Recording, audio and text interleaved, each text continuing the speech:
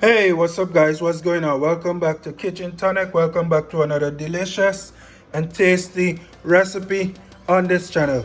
In this video today, we're going to be making some nice flavored, tasty fried pumpkin, guys, Guyanese style. Now to start off, we're going to jump right into the ingredients. Over here, I have a half of an onion. This is a medium-sized onion that I have here, but only half of it. Over here I have 5 cloves of garlic that I kind of chopped up a little bit. Over here I have 1 scorching hot pepper that I removed most of the seeds from. And over here I have 1 stalk of scallion, guys, scallion or shallot.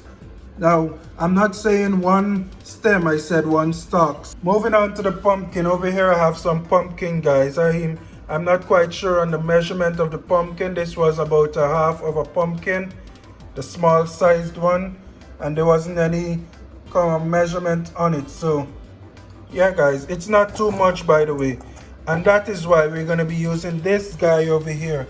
Now what you're looking at here is some imitation pepperoni, guys, some vegetarian vegan pepperoni, and I'm going to add this to my recipe in order to kind of stretch it because I don't have a lot of pumpkin.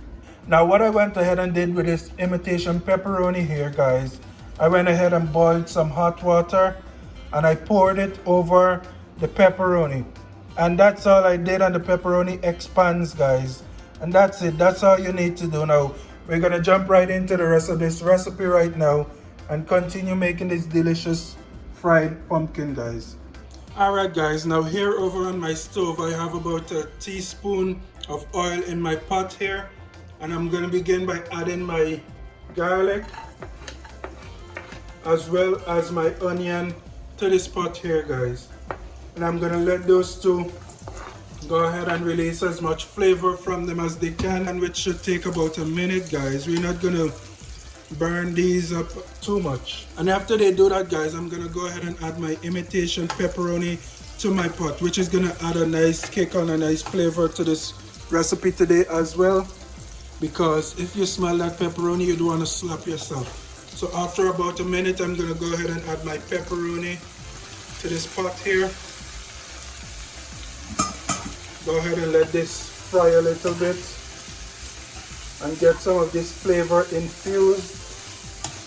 Alright guys, after about 2 minutes of adding my pepperoni here to the pot, I'm going to go ahead and add my pumpkin to this pot as well. Like I said, this is a very quick recipe, guys. There's no long time needed. The only time that we're going to be needing for this recipe is to allow the pumpkin to simmer down in this pot, guys.